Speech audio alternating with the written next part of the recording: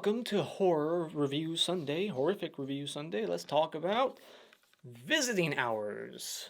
Just got this double pack with Bad Dreams. Bad Dreams, pretty good movie. Visiting Hours, not so much. But yeah, check out Bad Dreams. It gets a little bit of hate because it's too much like Dream Warriors. People compare it to that, and it even has like Jennifer Rubin from Dream Warriors in it. But check out Bad Dreams. It's actually good and dark. Like when you find out what's really going on in that movie, it's some dark subject matter. So, Visiting Hours. This is a slasher about a crazy guy who sees a woman on TV, this outspoken feminist journalist, who is talking about domestic violence and how women should be able to hurt their husbands in self-defense. And that triggers this guy, played by Michael Ironside, because his dad was hurt by his mom when he was a kid. So he stalks her, he hurts her, she gets hospitalized, and now he's trying to get her out of the hospital, yada, yada, yada. And meanwhile, he's stalking her nurse and stuff like that. And it just is not a good movie. Not a good movie. This is a video nasty, supposedly. It had a minute cut from it. And if it had a minute cut from it, that means there was only 1 minute of actual blood and gore in the movie, because there's no gore, there's no blood, there's nothing. So let's just get into the negatives. First up, this movie is not a slasher. It calls itself a slasher on IMDb, but there's no gore, there's hardly any blood. This guy just stabs a couple people with a switchblade, all off camera. Very lame stuff. So if you're a slasher fan, stay away from this movie. You're not going to get the shit that you're looking for. And low body count too. I think maybe 4 or 5 people die in this movie. And the pacing, that's a huge issue with this movie too. It's just, there's a lot of downtime, and you just get so bored with this final chase. This final chase just goes on, and it loses a lot of steam for me.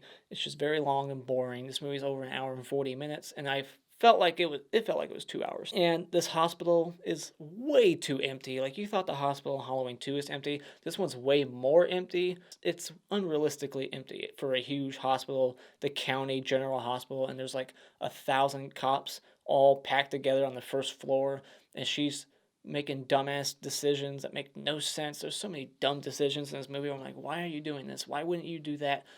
It just pissed me off. Another thing that's missing here that you would usually get in a slasher movie is nudity, but that wouldn't really help this movie, even if it had it. But yeah, and why is William Shatner in this movie? His character is almost not in it at all. He's at the beginning for about a minute, and then he's in like one scene later on, and then that's it. Like, so why is he in here? But yeah, it's just the pacing of the movie, the writing, what the characters do, their decisions, the fact that it calls itself a slasher and there's like no gore, there's no body count really, and it's just the killer is doing weird things that make no sense. But the positives for this movie, I'll give it, is Michael Ironside, who plays this main villain here. I don't even think they give him a name. He is perfect for playing villains. Like, he just has that face of a bad guy. He is like typecasted. He's always a bad guy in movies, like in Scanners, Total Recall, even to this day in movies like Turbo Kid. He's always the bad guy, and he does a damn good job in this movie playing the bad guy. He gives a creepy, sinister performance, just his face and his mannerisms. I like him. He's actually kind of intimidating. And the score is really good. It's very intense and big, budget sounding, and the performances overall are good. Like, everybody does a decent job in here. There's not a bad performance in it, I don't think. And I did like seeing like a lot of the POV stalking, because that's what you would get in a slasher movie, like when it's him like stalking the nurse and stuff, and he's like watching her kids play. All that stuff was kind of creepy. I like all the POV stalking in the movie.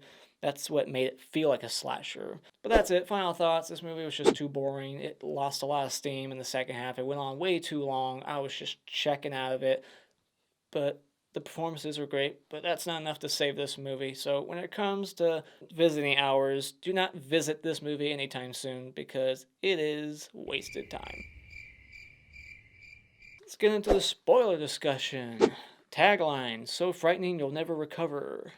So boring you'll never recover. That's what it should have been. We open up with this TV interview, and the chick says something that triggers the killer, and that sets off everything in motion. And it seemed like he was already at the TV place, the TV station, So I guess he worked there coincidentally. There's some coincidences in this movie, and I guess the killer just works there because there's clearly POVs of like the killer right after that interview was over, and it wasn't even live, I don't think. So that was being like pre-recorded, and we get a parrot scare instead of a cat scare, and we get like a Halloween H2O dumbwaiter scene where she's in the dumbwaiter going up. He grabs the rope, he starts cutting it, and then she falls down, breaks through like the wall or the the cover of the dumbwaiter at the bottom, and she sees like these legs of her babysitter. I guess we never see this victim's face, so we don't even know what the hell happened to her. But I can just assume that she got stabbed in the gut like everybody else in the movie. And so yeah, she's hospitalized, and this was a surprise because I thought that she was clearly going to be like an opening kill, and that we were going to move on to someone else. But nope, this guy just barges in, picks her up, and takes her off to the hospital. I thought they were both going to get whacked right then and there. And then we see this nurse Connie who likes to rate all her lovers. She's like talking to the nurses about her previous experience. Like, he was a 2. He was like crying while we were having sex. And so she's the best character. She's hilarious in that moment, and I liked her. And she's the first one to get killed at the hospital. So I was like, fuck. Now there's nobody else interesting in the movie. He goes to the hospital and he cuts like the oxygen tube, the breathing tube for this old lady. He thinks it's her room, but they moved her at the last second. So he doesn't even like check behind the curtain to see if it really is the person he wants to kill.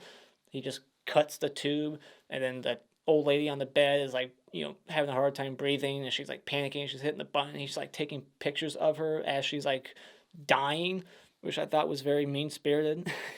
This is a killer who likes to take pictures of his victims for some reason. It's very cliche. Like, he even has the tropey like wall of pictures at his house, which by the end of it, it like makes like a skeleton like skull. Connie comes in and he stabs her like through the sheet in her back and quickly dies. Everybody in horror movies, when they get stabbed in like the gut or in their lower back, they just drop dead instantly. Like, yeah, that's not realistic. And so then the killer stalks the nurse home and then goes to a bar later that night or a restaurant and gets this girl to follow him home just by staring at her. No words exchanged. It's like they just read each other's mind from across the restaurant. Like, you thinking what I'm thinking? And she follows Michael Ironside all the way home, even though he's probably like twice her age.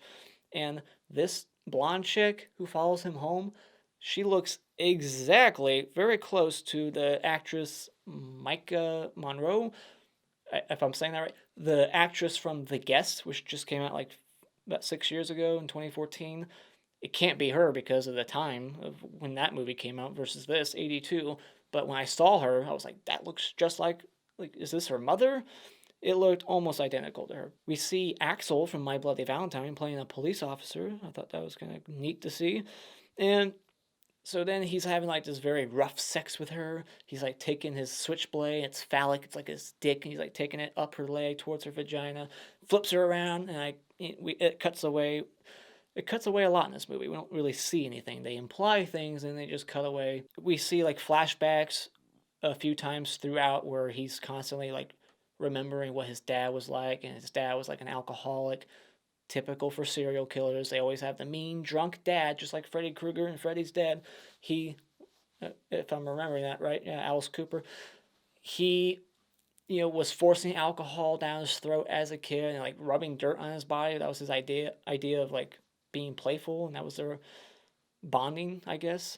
I mean, he seemed to like it as a kid. He wasn't like, no, daddy, no. He was like, yeah, keep shoving alcohol down my throat, dad.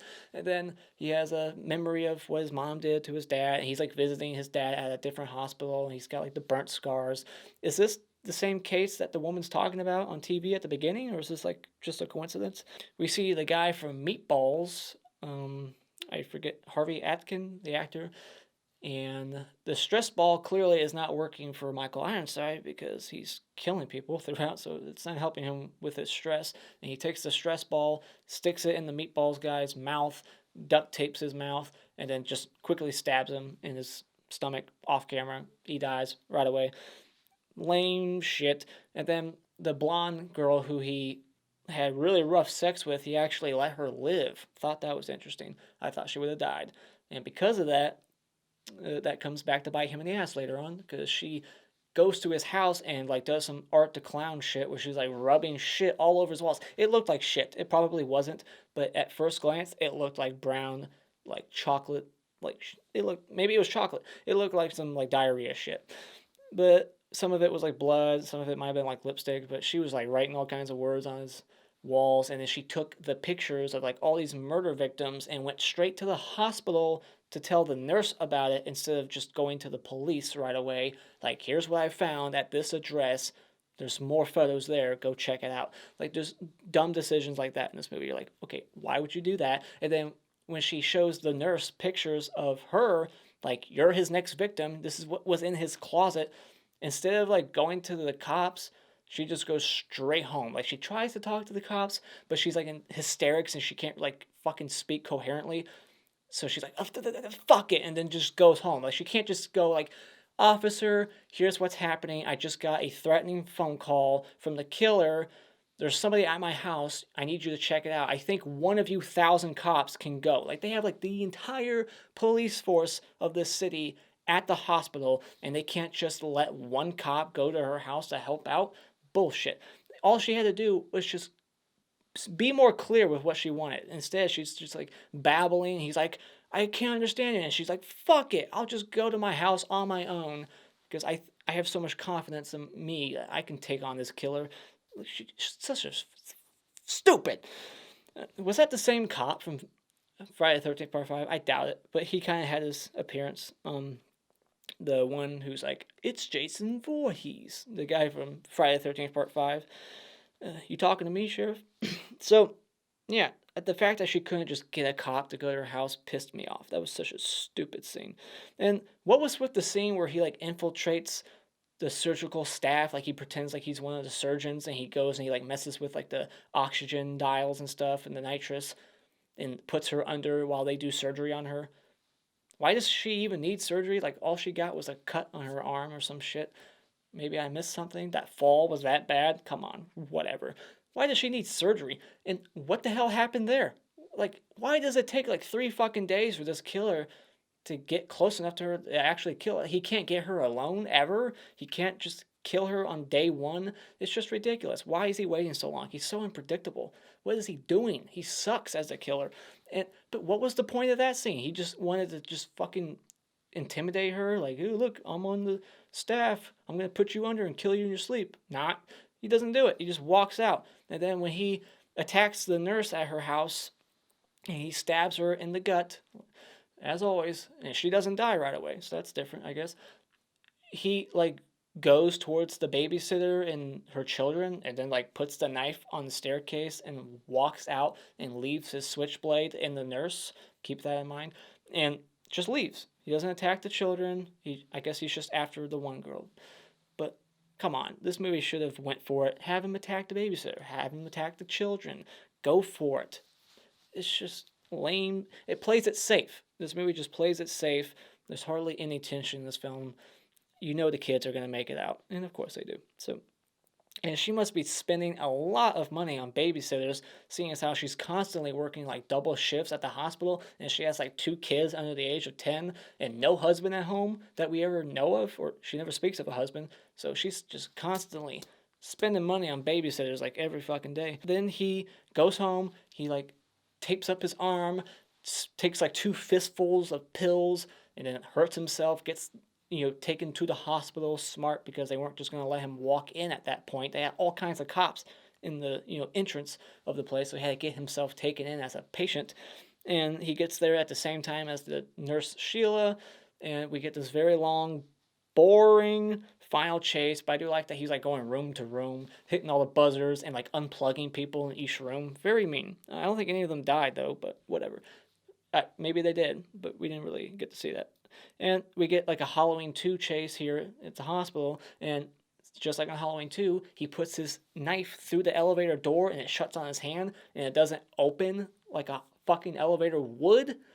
Like, he has his hand in the it's his hands in the elevator, and the thing just keeps going close, close, close. Like, what? That's not. Did elevators really do that back then? I call bullshit. And then, so she's in the elevator on like the 9th or 10th floor, And instead of like going down to the ground level where all these cops are, why wasn't there a single fucking cop on her floor? She goes to the basement level where there's not a single soul except for like janitors who are doing loud shit and can't hear anything. Like, really? You took the elevator to the ground basement level in the nosebleeds where nobody's at? There's like nobody at this place. It's ridiculous how empty this hospital is. It's so stupid. And so, yeah, and so she gets the knife that he had earlier that he stabbed the nurse with at her house. Somehow she has it. She stabs him with it through the blanket, just like he did to Nurse Connie earlier, and also through like alcohol or something in his face, burning his like eyes or something. So it's kind of like what happened to his dad, history repeating itself in his family. And so yeah, and then there's like a moment where he's like trying to rip the jaw off of a nurse, like a male nurse or like a male security guard, and then it cuts away. Like, what happened there? He like had his hand in his mouth and then it cuts away. What happened there? Did he rip his jaw off? Like in Joyride, something like that? Ugh. But yeah, she stabs him and then he comes back for one last scare. But what was funny is that she had no reaction to it. Like he crawls up and grabs her heel, and we never like see a reaction shot. He just like has her leg and then like bleeds out, and we never see her reaction to it. She never reacts at all. She just kind of like pushes him a little bit with her foot, like, get the fuck out of here, like, you're dead. It's just, what? This movie is just ridiculous. Anything else in this movie? No, I think that's about it. It's just boring, very boring. It's not a slasher. Fuck this movie. So Mr. had award for best kill in this movie will be the old lady who got her breathing tube cut in half, and that's the best kill. Very sad. And then the worst kill, I guess, will be Francine, the previous babysitter, who's killed off camera, and all we see is her freaking legs. And the Hockey Mask Award for best character in this movie will be Connie, the nurse who likes to rate all her lovers. Hottest chick in this movie is Nurse Sheila. And the Clapper Award for best scene, I guess, will go to the scene where he takes that girl home from the restaurant and does things with his knife to her. And those are my thoughts on Visiting Hours. Let me know what you thought about this movie in the comments below. Thank you so much for joining me tonight. If you like what you've seen here, you can hit this like button and become a subscriber today just by clicking on my cartoon face in about 5 seconds. And until next time, auf Wiedersehen.